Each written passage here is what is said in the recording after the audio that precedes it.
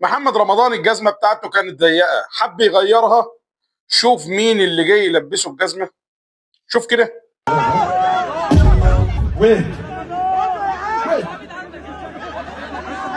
تقريبا اللي استغلت واداني جزمة أخته. الجزمة اللي هي كعب غريب أوي يا شباب.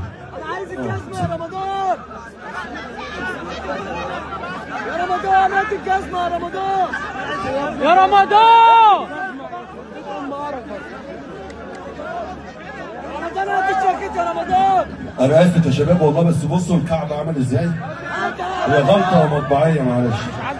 لا ما تفتح ليه فيها نص ساعة.